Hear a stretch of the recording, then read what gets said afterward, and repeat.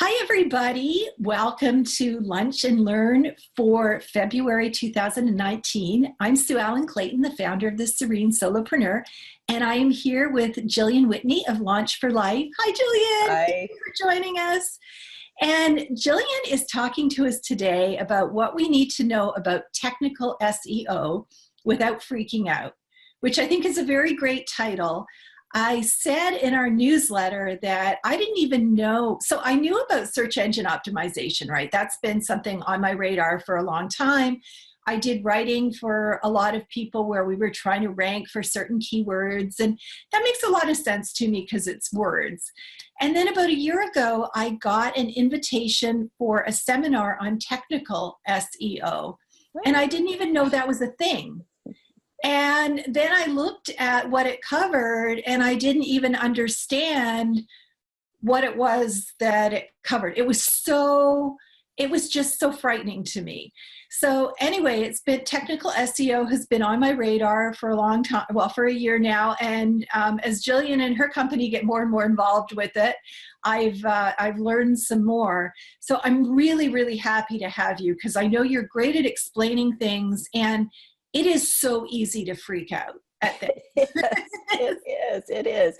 It's like, I kind of keep looking at SEO, kind of figuring out, there's got to be an acronym that kind of includes the freaking out somewhere in there. And I'm going to come up with it, but it is scary because there's a lot of information. Sometimes there's so much information about SEO that you get scared just because of the amount of information. But on top of that, sometimes you read one article is saying this and one article is saying that, and then one article is saying something totally different. And you're just like, okay, now I'm totally confused, and we get really scared because I think a lot of SEO is kind of behind the curtain, and that's where we get a little bit nervous. But I'm here to tell you, if I can learn it, anybody can learn it. And if you built your own website, or at least were involved in your own website, you can do some of this. And even if you feel you've got to go and get an expert to do it for you, if you can know a little bit, you can oversee hiring someone else to do stuff for you. So even if you say, I'm never going to do my own SEO, I still invite you to learn and stay with us today, because you're going to learn some nuggets that would help you at least, figure out, can I do some of this? Or if not, you'll at least be more qualified to get somebody else to help you. So is that fair?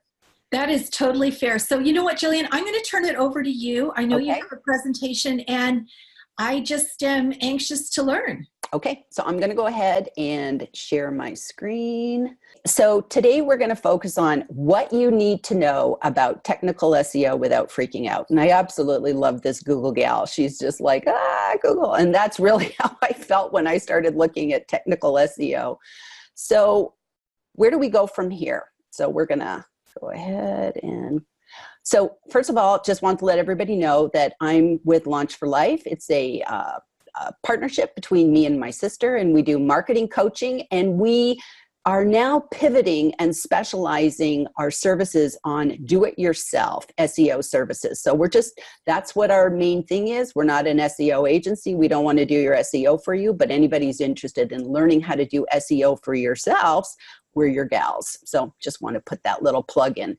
Okay, so what is SEO? So we're going to just take a step backwards for a second and just talk about SEO in general. So SEO is really just, fancy word is search engine optimization, but that's horrible. So we'll just say SEO. So SEO is really just about increasing the quality and the quantity of traffic to your website.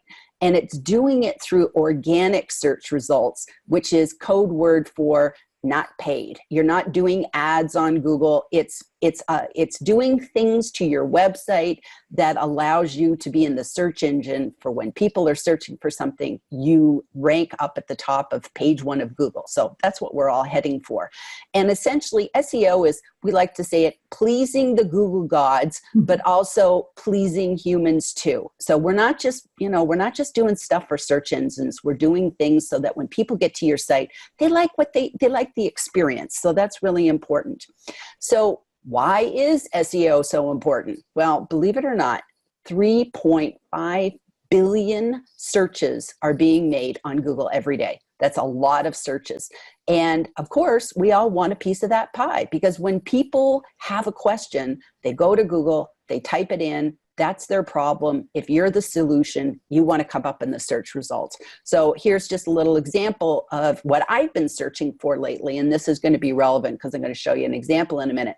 But I have 2 little dogs, and I am planning to go away, and I need to have some boarding of kennels in Las Vegas. So that's I'm a typical user. I will go to Google looking for a kennel to put my dogs in. So SEO, and here is the confusing part. SEO has a lot of moving parts. And for the most part, you're juggling with 3 things. The first thing is technical SEO, which is what we're going to cover today. And that's essentially how your website's built and how it functions. So we're going to talk about all those different things, and I'm going to break them down for you in sort of easy to digest pieces. Then we also have content, which is, think of your pages on your website and your blog posts. That's content. So content can include text, which is words and pictures and videos, and that's the content side of SEO.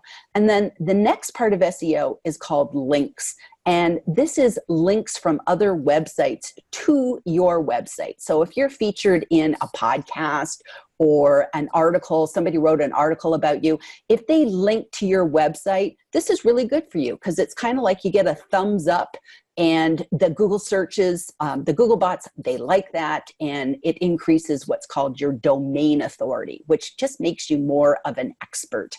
And then the last part of SEO is kind of indirect, and that's social media. So social media doesn't really affect your SEO, but it does drive traffic to your website when you get lots of comments and clicks and shares and likes and all that sort of thing. So social media kind of like hangs on the outside. So it's a part of SEO, but it's very, very indirect. But we're going to focus on the technical side today. So I've got lots of little cute pictures in today, because I thought the pictures would kind of help diffuse the terror of SEO. So we're going to start with technical SEO, because that is actually the thing you have to start with. Everybody thinks they have a website. Great.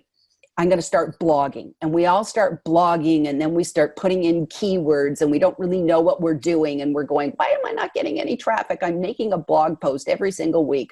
Well, the problem could be is that your technical SEO might be basically in the garbage. And so you need to always start with your technical SEO and make sure that your website's doing what it needs to do to function with the search engines and also be good for users. So it's not intuitive. We, again, always want to start with content SEO, but we actually need to start with the technical. And nobody wants to, because it's darn scary. So the first thing is you want to make sure that you have an SEO-friendly website, and that's essentially what we're going to cover today. So SEO is scary. Technical SEO is even scarier. And it's absolutely, I just want everybody to know, technical SEO makes most of us, I would like to say all of us, want to head for the hills. We just feel like, oh my gosh, we have to be like, a Jedi to do this thing. But I am telling you, you do not need to be a rocket scientist. And even, think about a rocket scientist for a second. A rocket scientist wasn't born a rocket scientist. They, started off with an engineering degree, and they started off with engineering 101. And that's kind of the same with us. It's like we feel we have to be these technical gurus, but we don't. We just have to learn a little bit. And so I actually say, you don't have to be a rocket scientist. You just have to be like a librarian. You have to be a good researcher. And I'll just tell you a quick personal story. I started my career as a librarian. I was a librarian assistant at the Phoenix Public Library. And I remember starting my job, and I worked in what was called telephone reference, where I was in a room with a telephone and 6 lines. And from the minute the library opened till the end of the day, those lines would light up, and people would ask me questions. And I remember getting there going, I don't have all the answers. How do I answer these questions? And one of my coworkers told me, the trick is not that you know everything, but you know where to find the answer. And it's the same thing with SEO. We don't have to know everything, but you know what? We have Google. So if you don't know something about SEO, just start Googling it and you'll learn something. So you don't have to be a rocket scientist. You just have to be a good librarian, and you got to know how to use Google yourself so that you can learn things. So I'm here to tell you that do-it-yourself SEO is absolutely possible. We can learn everything, even the techie stuff. But here's where I take a step back, and I think I'm a little bit different from everybody else, because I am not going to show you how to do SEO today. I'm going to show you the why of technical SEO. And I hope I don't disappoint you, because I think this is really important.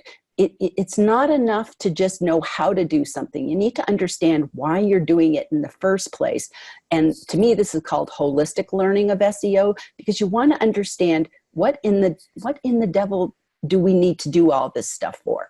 So today what I'm going to do is I'm going to go through 10 things you need to know about SEO, technical SEO. Hopefully I'm not going to freak you out, but I'm going to really focus on why you need to know each of these things, as opposed to how to just turn around and do it for your site. So if you need that kind of help later, we can talk, but I really want you to understand everything first. So the first thing I want to just talk about for a second is Google's mission. And we think of, the Google bots, and you have to think, how is Google even making its money? Google is making its money from ads, and it's doing a very nice job. It's making lots and lots of money from its ads. I think it does phones as well.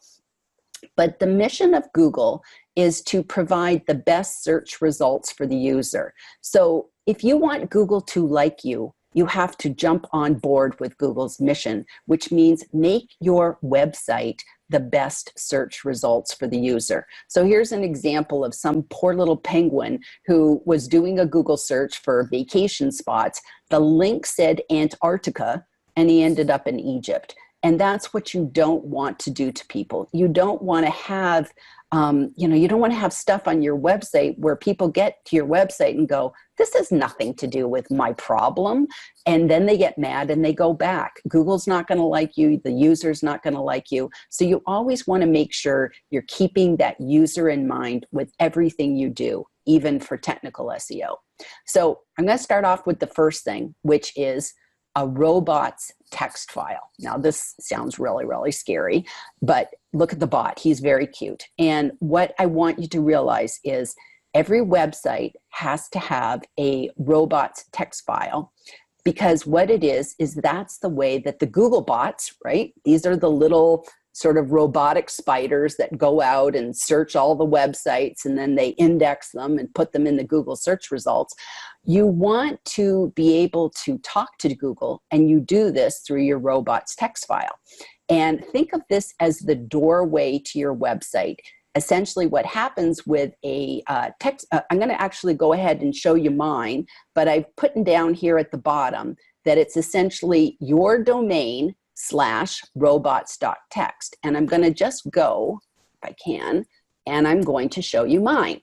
So you can actually find out what your robots text file is by typing in your domain and then do /robots.txt.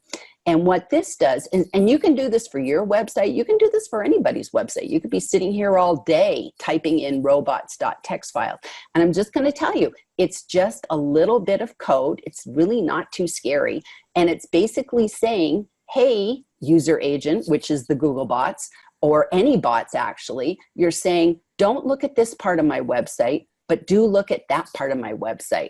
And you want to make sure that you have one of these. And I'm going to show you how you do it. Now, what's interesting is, even if you don't have one of these, and for the most part, let me just step back a bit, with the robots text file, it's really focusing on what you don't want the Google bots to look at. So if you don't care, you can just not even have a robot text file, and Google bots will just search through your website. So it's a way of sort of closing the doors. It's nice practice to tell it where it can go, but even if you just say, don't go here, don't go here, don't go here, they're happy, which is really nice. And then it's kind of nice practice if you can also include your sitemap, and we're going to talk about sitemaps in a little bit. But I just wanted to let you know the robots text file, if you ever hear that in technical SEO, nothing to be afraid of. It's just a communication tool to the Googlebots to tell them what to do when they get to your website. So it's a really important part of SEO. So the next thing is called an XML sitemap. This sounds really scary too, but it's not. All it is think of it as it's a map of your website. So it just kind of says, here's my home page, here's my about page, here's my contact page. So it's essentially just giving the Googlebots a map of your website so that they kind of know what to do. So think of the robot text file as, this is the doorway. They enter your website, and then the Googlebots get that sitemap, and then the sitemap tells them, oh, here's where your blog posts are. Here's where your blog pages are. So it just kind of keeps everything organized so they know where to look for everything. And again, at the bottom of the screen, you'll see, just like the robots text file, we can just type in our domain and then sitemap, and then, my God, this Zoom thing covering it up, sitemap, and then index XML. So I'm going to go over and I'm going to show you mine. So I used Yoast SEO. And so it actually does all this stuff for me. And I'm going to tell you that in a second. But you can see my sitemap is, here's all my blog posts and here's all my pages. And it's very nice. If I click on this, look at this. It shows every single blog post that I've ever done, which is kind of cool. So it just gives a map to those little Googlebots so that when they get to your website, they'll say, oh, she's got a blog post on this and this and this. And then that's how it indexes your site. Does that make sense? Yes. Okay, so let's go there. Okay, so that is the hardest things, is those two things, is the robots.txt file and the XML sitemap. And the thing is, if you are not technically inclined, like most of us, if you have a WordPress website, you are in luck, because there's something called the Yoast SEO WordPress plugin. It creates your robots text file for you, and it also creates your XML sitemap. So it's really nice. And for the most part, again, if you have nothing that you don't want those Googlebots to see, you don't even need to worry about the robots text file. You're done. You're okay. The only thing that I would ever tell people is check your own robots text file, especially if you have a WordPress website, because if you developed your website or you had a developer develop your website, and at the beginning, there's a little thing in WordPress where you can say, don't index this website. And a lot of people do that in the beginning when they're building a website, because they're like, they're not done. They don't want the Google engines coming and indexing stuff because they're building. But if you don't go back and turn that on later, your site's not going to be indexed. So that's really important. So, so for the most part, you really don't have to worry too much about this. And then with the XML sitemap, again, if you are a very, very small website, maybe a 1 or 2 page, you don't even have to worry so much about the XML sitemap. And Yoast is creating it for you anyways. So it's kind of easy. You don't have to worry too much about this. But these are terms that come up. So I just wanted people to understand what these were so that you know this. And again, I love the Yoast SEO plugin. If you're on WordPress, you want to get this, you want to install it, you want to set it up. It's really, really good. Okay, so here's another scary, scary part of SEO. This to me was the scariest part. This is called the Google Search Console.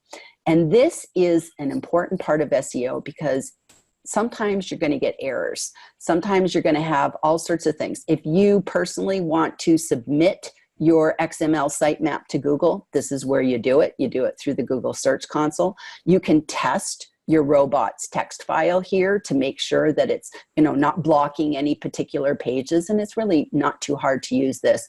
And this is actually too where you can ask Google to crawl your website. You can look to see if there's any error reports. This part is really scary, and I would recommend that there is a great I think it's like a ultimate blog post that Yoast SEO did. You can just Google it. And they did a whole walkthrough of the Google Search Console.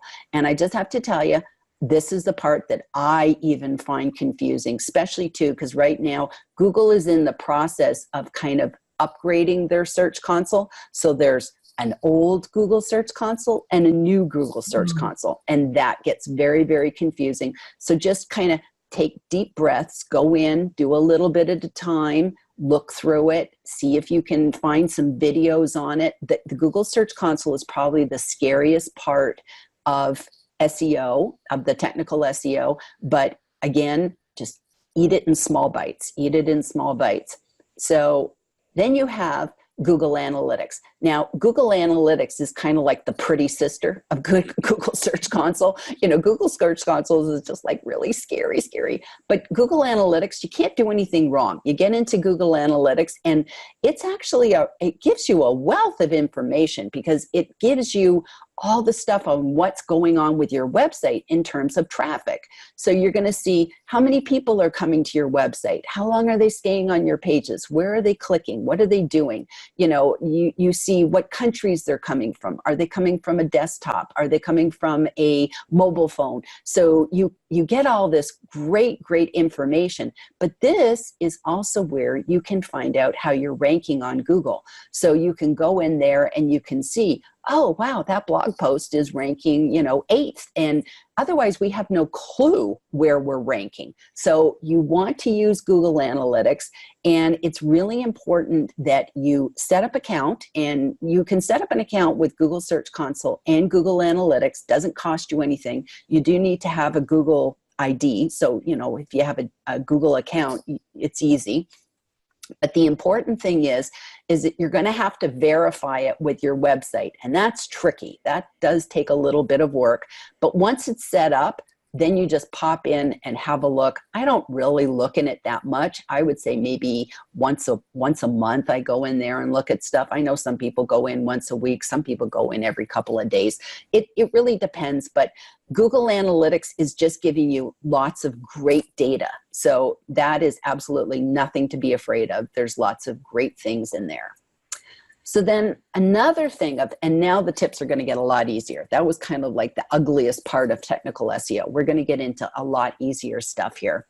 So another part of technical SEO is you want to make sure that your website is mobile friendly. And that's because Google is really committed. They had something a couple of years ago where I think they called it Mobilegeddon, like Armageddon, but it was Mobilegeddon.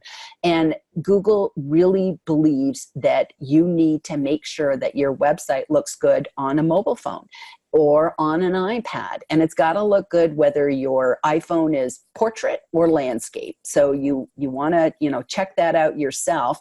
And the important thing to focus on is you want to make sure that nothing's kind of like bulking out to the side, So sometimes, like I personally had it myself, we had an image that was just weird and wonky, and it was like pushing out the whole side of our web page. So when you looked at it on a mobile, it was kind of like all over the place. So I had to go in and fix that. I didn't notice it on a desktop. I only noticed it when I looked at my website on a mobile phone. But another thing that you want to look at is you want to look at your fonts, and you want to make sure that your fonts are readable, because if they're tiny, people are just going to give up. They're going to go away. They're not going to do anything.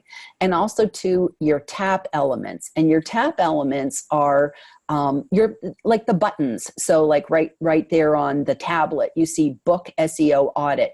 That has to be big enough that someone can take their fat little finger and, tap that button, because we don't click on mobile devices, right? We tap.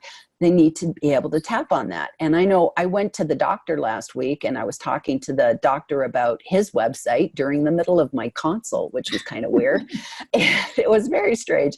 And he was asking me what I thought about his website. And I told him, I said, your website on a mobile phone, I couldn't tap on how to get the forms. I said it was too tiny. And he was like, oh, wow, okay, that's really good. He said, I have never looked at my website on a mobile phone. So that's really important. You need to look at your website and make sure that it's mobile friendly. And that's really not too bad of a technical tip. The next thing is what's called an SSL certificate, which is just a fancy way of saying, is your site secure or not secure for users? And this is usually I like to look at it as, are you an HTTP or an HTTPS? Because it's the HTTPSs that are secure. And a lot of people say, I don't do e-commerce, I don't have to worry about this. Yes, you do. Because Google makes this a ranking factor, and sites that are not secure don't go up as high in the search results as sites that are secure. And there's nothing worse for a user than to get to somebody's website and look at the one on the right that says not secure. Your website is not secure. If I'm shopping and I see that, it's not instilling a lot of confidence in me, even if I'm not buying anything at your website. So I'm just going to show you a quick example of, remember I told you I'm looking for some dog boarding places in the Las Vegas area because I'm going to go away. So I'm going to just show you that I was doing a Google search and I came up across all these different websites. So you can see lots of them here are listed, the 10 best dog kennel boarding in Las Vegas. And so naturally, I'm going to go and look at the one that's sort of at the top of the list, right? So look, they have 75 reviews. They have a 4.6 stars. So like, hey, I want to check out these guys. So if I go to their website, what do I see? Wow. They're not secure. They're not secure. And you look at it and you say, okay, look at this. These guys have won an award, Best Dog Boarders in Las Vegas. They have Yelp. They have like 90 reviews on Yelp. They have a Facebook page. They have Pinterest. They have Twitter. They have a YouTube channel. Look at all the services that they offer. I think something ran in again a second ago that showed that they had all these great things, but also too, their website's messed up. I can't scroll. I can't get to the bottom of their website. It's just broken.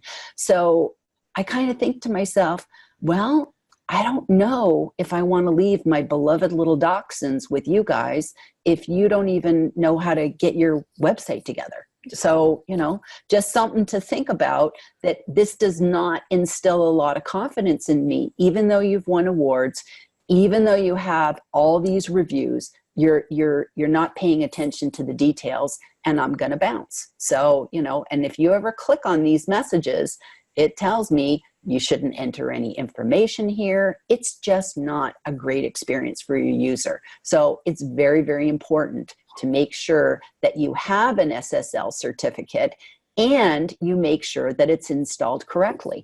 And I'll tell you, I went one step further with that dog grooming place, dog boarding place. And I kind of looked behind the scenes to figure out, did they not have an SSL certificate? They do have one. They just don't have it set up right. So that's really sad. They're paying for something, and their web developer or themselves didn't do a good job and didn't make sure they went all the way. So just a little... Can I just comment? I did that. I paid HostGator, which is my hosting company, for an SSL certificate. And I thought that was all I had to do. But you actually have to go in and install it. Absolutely. And Absolutely. it was probably 9 or 10 months later that I realized that I was an HTTP site, even though I was paying for an HTTPS. I would bet that's what happened with them. Yes. It's a two-step process, and I didn't know.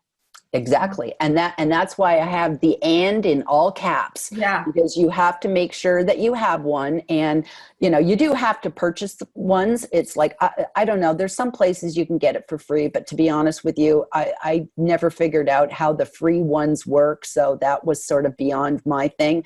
I'm on GoDaddy, and I just bought it through GoDaddy so I could go ahead and install it. So at the end of the day, paying for it made more sense to me. Yeah. And I did the same thing, Sue. I actually did not realize that when I first put my SSL certificate in, I set it all up, and it still didn't say HTTPS. And it was just like, okay, what's the deal?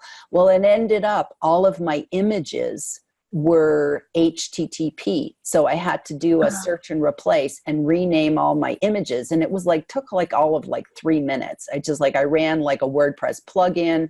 I think it was called Better Search Replace, something like that. And it renamed all my images to HTTPS. And then it said, okay, you're good to go. And it was just like, oh my gosh, that was easy. So that was a really smart thing to do. So that SSL certificate, it's really, really important. Okay, so the next thing is website speed. And this is a ranking factor for Google. And by the way, Google has over 200 ranking factors. So there's just like a lot of things we have to do, right, with Google. But website speed is a really big ranking factor. And the goal is your website should load in 3 seconds, under 3 seconds, which I have to tell you is really, really hard. And I have to honestly tell you, mine's not doing that. It's really, really hard. And a lot of things can affect the speed of your website. One is usually the number one culprit is your images. You probably have images on your website that are huge, they're too big. The file size is too big, and they're just basically taking such a long time to load that like, it's like, ugh, loading, it's just awful. So a lot of times it's your website images, but a lot of times it's your web host.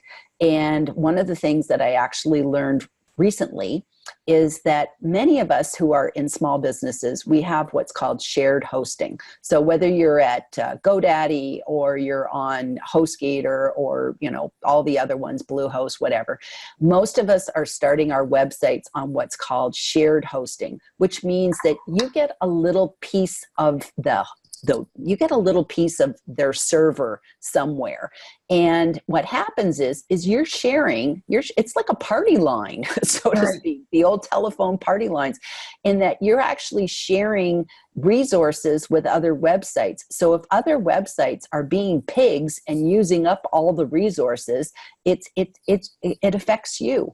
So for the most part, if you really, really, really want to have a super slick website, you might want to get to, I forgot what it's called now. It's escaped me, sort of direct hosting, dedicated hosting, but it's expensive. It's really expensive. And to be honest with you, that's why we're not moving to that. So we're on the shared web hosting, but also too, there's other things that can be going on at your server level. There's, the other day I was talking with somebody at GoDaddy and they said, oh, you need to upgrade your PHP because that's making your website run slow. Who knew? So sometimes you just have to get on the phone with your host and put them to work. You're paying for it. So you could say, hey, I'm trying to get my website speed. I optimized all my images, but it's still running slow. Can you give me some ideas? And that's when the gal said to me, well, I think your PHP, you need to upgrade. And I went from, I think, 7 to 7.2 or something along that lines. So sometimes contact that web host and ask them for suggestions and see what they can come up with. But a lot of times it is your website images. You can also use caching. There's a couple of, WordPress. If you're on a WordPress website, there's caching plugins you can use, but then sometimes they can conflict with other things. So, I've been fiddling with that recently, but it's never fun. So website speed. So we talked a second ago about images, and a lot of people don't understand that there are 2 parts to optimizing images. And I actually should have just said improving your images, because optimize is such a geeky word, but that's what they use. So I just wanted you guys to be aware of the real phrase. But improving your images is actually a better one. And it's trying to make your images small. So here is an example of a photo I took on my iPhone, and iPhone photos are huge. And if I was to upload this to my website, this is how it would come in at. It came in at 1280 by 960 pixels. And that's huge. As standard, if you think about a website image that kind of goes across the whole width of your page, that's usually like 1080. So if I was going to just make this like a little teeny image I wanted on the sidebar of my website, I don't want to do it at 1280, because what I'm doing is I'm taking a great big image and then I'm putting in a little teeny spot on my website. And it's making my website do too much work, because what happens is when you load that page, that image gets, it has to kind of fetch that big, huge image, and then it has to shrink that image back down. So it's a lot of work, and that's what takes so long with these big, big images. And then on top of that, so we have two things. One is the actual size of the image. So you want to make sure you get those images to the proper size of wherever you're putting it on your website. And then the second thing is you want to talk about compression. And that's sort of the quality of the image, how big the file is. And so here, this image is 496 kilobytes, which is actually too big. You want to aim for images that are always below 100 kilobytes. We just don't need them to be, professional photographer quality. We just want to have it, be the most efficient image possible. So you don't want your images to look crappy, but you don't need them to be like works of art either. So the goal is, get those images small, make them the size that they should be on the page, and then have the compression down to at least under 100. It's kind of good if you aim for like 60 kilobytes, but at least under 100 is sort of best practices. I have to say that the images were a big one on my website too, that I use a stock photo image site, and I would just download the image and upload it to my website and to my blog every week. Yep. And my images were huge, and and my loading time was long. Yep. And, I had no idea that was an issue. It's nice it's nice to be able to confess the mistakes that we make, because Absolutely. And it was very satisfying when I looked at my website speed on the GT metrics that you showed earlier. And I think it went from like 15 seconds to 7 seconds or something, just by optimizing images. Yeah, it was pretty impressive. So that's awesome. And I think like, for the most part, yes, in a perfect world, it would be great if we could get our website speed under 3. But it's like, even if you can get it down to like 5 or 6 seconds, that's, that's kind of more doable for most of us. And you just want to make sure it's not anything above 10. If you have a website that's taking 12 seconds, people are not waiting. They're not waiting 12 seconds for a website to load. Especially too, think about your mobile viewers. When they're going to their phone, they're using their data. They're out and about. So it's like, there's nothing more frustrating when you're standing in Costco and you're trying to get somebody's website to load, and it's like taking forever. And you're just like, I don't have time for this. And it's sucking all my data. So that's why you really want to, keep your eye on these images. And I'll confess, I did the same mistake myself. And I had to take so many images off my website and then put them back on and resize them. And it's a real pain. And a lot of times I'd put an image up going, well, I don't want to bother optimizing it because I'm not sure if I want to use this image or not. And then I got lazy and I never went back and changed it. So it's just good practice to do this image optimization. Okay, so then this is the last tip, broken links. And you have to remember that both your users and Google hates what's called 404s. And 404s are a link on your website. Maybe you've linked to an article, a different blog post, or a page on your website, and then you killed the page. And then you never bothered saying, okay, so if anybody's ever looking for this page, where should they go? That's called a redirect. So you want to set up redirects for important pages, but there's nothing worse than that. So people get to those 404s. Some people are very, very clever, and they make these like artistic little 404s with like this one here with the little guy of, he's sort of like Star Wars guy. And I'm not that talented. I just have an ugly 404 page. But you just have to remember best practice is broken links are important because nobody wants to get somewhere and go, this went nowhere. And it's frustrating. And people lose confidence in you. If you tell them, oh, we have a great blog post that will tell you how to optimize your images, and I click on it and then it goes nowhere. I'm frustrated that, first of all, it's like a bait and switch. You told me you had this really great article and I went there and it wasn't there. So again, I'm not going to have a lot of confidence in you, am I? So I think that stuff is really, really important. So here's sort of what we covered. We talked about robots.txt. We talked about XML sitemaps. We talked about the importance of having the Yoast SEO WordPress plugin. Now, of course, if you don't have WordPress, you can't use that one. So you have to just use whatever you can use with, if you're on Wix or Squarespace or something like that. And unfortunately, it's not my specialty. I don't really know too much about those other websites, just WordPress. But Yoast is awesome. I actually have the premium plugin, which I really like. I paid extra to have the premium version and does a little extra things, but it is free. So it doesn't cost you anything. Google Search Console, the ugly sister, and Google Analytics, the pretty sister.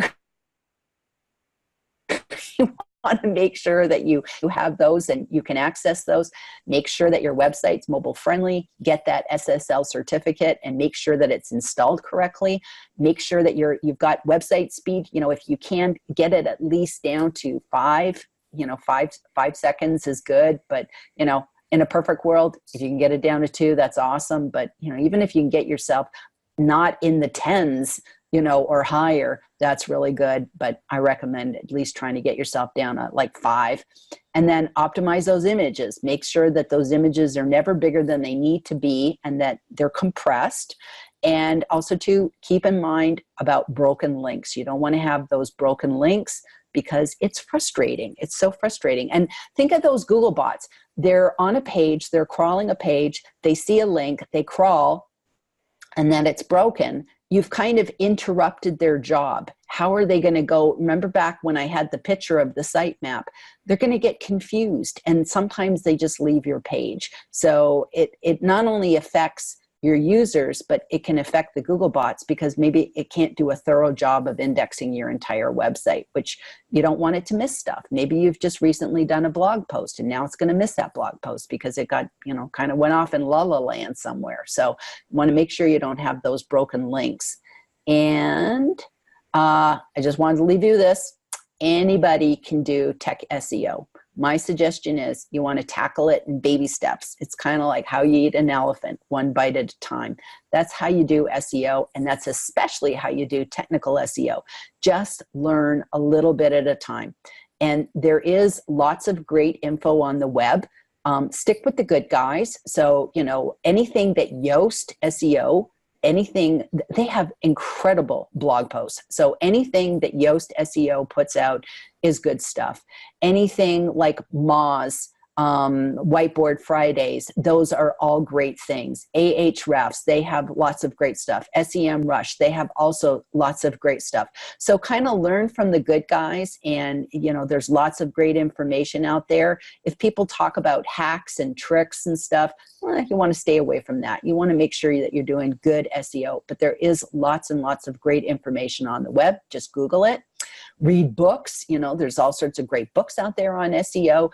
Take courses, listen to podcasts, and write everything down. That's the one thing that if I went back in my time machine, I would take better notes. I'd read something and think, oh, I got it. And then I don't got it. So, take good notes so that you can kind of go back and say, okay, well, what am I supposed to do again? How do I do this? Take notes so you kind of make it easy for yourself, and create checklists so that you say, okay, every time I upload an image, I'm going to make sure that I resize it to the proper size and that I make it under 100, kilobytes. So, make little checklists for yourself. And then also to find some mentors, find people who are doing SEO right and get in touch with them, become friends with them, get to know them. So I think that's really important to have mentors that you can ask questions with. Sometimes you have to do coaching, and pay for it, but, find some mentors that are doing SEO right and begin to follow them. Look at their website, Success Leads Clues, go and check out their sitemaps, go and check out their robots.txt file. All these things are available for us to go and have a look at. So that's really, really important. And so as a wrap up, I encourage you to visit my website, which is launchforlife.com. And we have a free ebook on our website, which is called Don't Outsource Your SEO Before You Read This ebook. Nice. And if you sign up for this, you'll be subscribed to our email list, and we will not inundate you. We send out an email once a week and with just like maybe some tips or something about a blog post or something like that. It's little, but you'll also, if you sign up for our free ebook, you're going to kind of get a series of emails. I think there's about 5, and they're just going to be little nuggets, SEO nuggets that you can learn, and talks a little bit about keywords and talks a little bit about all the different things of SEO. So it kind of talks about content and links and a little bit of the technical SEO. So it's kind of like a mini course wrapped up with our ebook. So if you're interested in learning a little bit more about SEO, then you might want to do that. Also too, we do SEO audits for people. So if that's something that you'd be interested, we have all the details on our website, and we also do SEO coaching. So, and it's all, again, do it yourself. We are not an agency. We don't want to do your SEO for you. We want to help people that want to help themselves. And I just want to let you know too, we're not banging an SEO agency and saying never to go to those. We're just saying that make sure you go educated, because you want to make sure that you're hiring somebody that you trust. If you decide you don't want to do your SEO, you got to figure out, how do you find a good quality SEO agency? How do you trust them? How do you make sure that you aren't hiring somebody that's going to do some dodgy stuff and get you in trouble? Because the thing is that you're responsible for your website. So if you ever end up doing SEO with people that don't do good things, they're called black hat techniques, and you get Google penalties, you're the one that's going to have to sort it out. So that's why we like to give everybody a heads up. There's lots and lots of great SEO agencies out there that do a wonderful job. So you want to just make sure you know what you're getting into when you're looking for an SEO agency. And also too, maybe you only have to outsource some of your SEO. Maybe you don't want them writing your blog posts and doing all sorts of stuff. Maybe you just want an SEO agency to do the technical stuff that you don't like. So that's something to think about. So that's me in a nutshell, Sue. Thank you. And I'll come back to you, and I will stop sharing my screen. There we go. Thank you. And you know what? You delivered. I didn't freak out once. Good. So thank you. Good. And especially the TXT, the robot TXT and the sitemaps, that makes me a little more comfortable, because those are the first things you come across. Yep. When you, and then you just want to stop. Yes, because it's very, very scary. It's very, very scary to see. Like, I remember when I first looked at my first robots.txt file, and I looked at it and I went, I don't even know where this is. What am I supposed to do with it? And right. And the nice thing is that you can use Yoast, and you can create your robots.txt file, and it's Google's smart enough that you don't have to keep resubmitting it. It's right. Like, if you make changes, it just kind of knows she's made changes. Same with the sitemap. If you add a new blog post, you don't have to do a new sitemap. It's just going to get added for you. So much of this stuff is kind of like, it kind of happens behind the scenes, and it's done for you, and you don't have to really worry about it. But that's why I'm saying you have to understand it, because otherwise you might think, oh, I have to go and code this robots.txt file by hand, and all of a sudden now you're messing it up. Right. I think, and you guys have helped me with, your company has helped me with my SEO a lot. But one of the things you guys did, which was really helpful, was set up my Google Search Console. And because that was something I I probably could have learned to do myself, but really had no desire to. Yeah. So, I think hiring someone like you to help with the things that you're only going to do, they're kind of one and done. Yep. Is very helpful. And then you guys did an SEO audit for me too. That was incredible because that was where my image problem was discovered, that you ran it through. Well, do you just want to talk a little bit about what you do for an SEO audit so people have an idea? Sure. So what we do is we do what's called a deep crawl of your website. So we go through and look at every single page. We have all sorts of different SEO tools that we can do that with. And we go through and we look to see what's the health, how many broken links do you have? What are your images? We're going to give you a full report of all the images on your website and what size they are and which ones need to be optimized and which ones are fine. We're going to show you where you have broken links, and and if you need help, we'll tell you, here's how you fix them. This is what you need to do. We're going to go through and we're going to look at your keywords. We're going to tell you what's your domain authority, which is, again, kind of going back to talking about links. How is your website being linked to from other websites? So we're going to just go through all these different things to show you everything that's going on in your website. Do you have a robots text file? Is it wrong? Are you even being found by the search engines? Because that's the number one thing. I've had people that have left that, don't search my website thing, and they're wondering, why does Google never see them? Or they have all sorts of errors that they didn't even know that they had. So we kind of go behind the scenes and give you all that stuff that you're not seeing. We'll tell you about your website speed, your mobile friendliness, all of that stuff. That's what we go through. So it's very, very thorough in that we take care of all that for you. And we'll just give you some recommendations. And after the audit, so after you have your audit, then what we do is we set up a Zoom call, which is like what we're doing today, and we will go through all of our findings with you. And when we do that, we'll go through and say, okay, this is the problem we came across, and this is our recommendation on how to fix it. And then if you have a web developer, if you don't do your own website, you can have them on the call. And then that way you're understanding what we need to do or what you need to do. And your web developer is there to say, okay, yeah, I get it. Because unfortunately, not all web developers know how to make an SEO friendly site. Right. Because there's a lot to know. There's a lot to know. And I know I took your report and I fixed mine myself.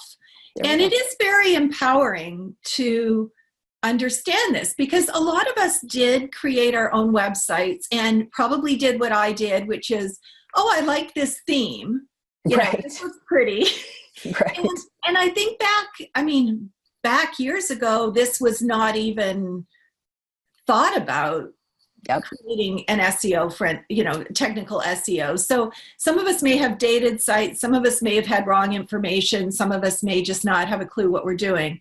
But yeah, that was a really good starting point for me, was to be able to have this Google document that showed all the things that were wrong. So I highly recommend that to people as just a way of kind of cleaning up where you are, and then you can move forward on your own, or like you say, feel empowered to hire someone to do it for you. Exactly. But there's really, like when you're adding, like when I do my weekly blog post, it's not a whole lot of extra work to resize that header image. No. And it just becomes second nature. You just know that's part, and sometimes really with blogging, the hardest part is figuring out what keyword to use. Right. That's the hardest part. It's like sometimes you have to figure out the keyword first and then write your blog post. Honest, it's a lot easier to do that, because you're just like, oh, what goes with this?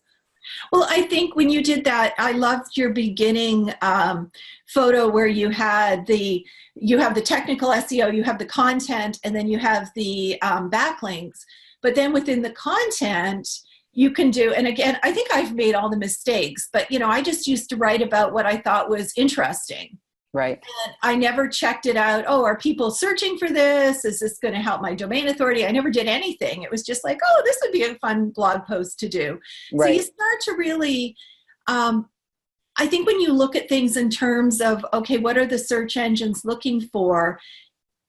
it is very equalizing in terms of you can your example of the dog boarding thing. You can have a crappier dog boarding facility, but the fact that it's a secure website and it loads quickly on your phone and you can book an appointment tapping your phone rather than calling them, you would likely choose that one over the Angie's List 2016 winner. So exactly. yeah. And so for us as solopreneurs or small businesses, it really does give us a heads up when people are looking for us. We look more professional. And SEO is a level playing field. Yes. And that's what I like about it, where the little guy, us, small businesses, we can compete with the big guys because Google doesn't care if you're, yes, there is domain authority. So you get someone like CNN, they're always going to outrank you because they have a larger domain authority. Most websites like ours, we're lucky if we have 6 or 10. Someone like CNN or Wikipedia, they're like 90. So it's on a scale of 1 to 100. So yes, everything being equal, a big dog is going to outrank you. But if you write the better post, if you write the better blog post or the better web page or whatever, if you have the better answer, you can outrank CNN. I have seen lots and lots of small businesses be the #1 search result. And that's because when they do their keyword searches and they go, okay, I'm going to try and rank, I'm going to write a blog post for, dog kennels in Las Vegas. Mm-hmm. They go and look at all those answers. And then they say, okay, I'm going to 10x it. I'm going to write a blog post that's 10 times better than everyone else. And that's how you kind of like move yourself right up. So it's like, I don't know, you think about like advertising, we'd have to spend tons and tons of money to fight it out with CNN. But SEO is free. You're spending your time. But another thing about ads, as soon as you stop paying for those ads, you're not ranking anywhere. But with SEO, you can be ranking for years because here's the kind of secret of Google. Google doesn't really care how old your content is. So a lot of times you'll do a search and you'll say, why is this article from 2014 the #1 article? Because it's the best article, because it's the best answer. And always remember, what is the searcher looking for? What's their intention? Do they want to buy something? Do they just want information about something? Are they just trying to get somewhere? Because we all get lazy and we just type in Google Search Console because we don't want to have to type in google.search.console. Right. We don't. So there's even navigation. So there's different ways that people, approach a Google search, but that's why it's always important. Think like your user and use their language. Right. And that's the key to SEO. Please your users. Your users. And then the Google gods. Right. Thank you so much. Welcome. This was really helpful. I think I think you've delivered on keeping us from freaking out. I know I feel a lot more empowered to go back and look at some of my sites. And I would highly recommend that people contact you. Your website will be below. Get your guide, your free ebook. And you saved me a lot of time by doing some of the installation myself. It's worth a consult. So thank you, Gillian, as always. One final plug. I just wanted to let you know that we are doing, we're soon going to be doing a weekly video series on YouTube. So if you sign up for our newsletter, so if you get the PDF and you sign up for the newsletter, you'll know about this. And we're going to have little SEO, we're calling it SEO Easy Peasy. They're going to just be short segments, like about 10 minutes or less.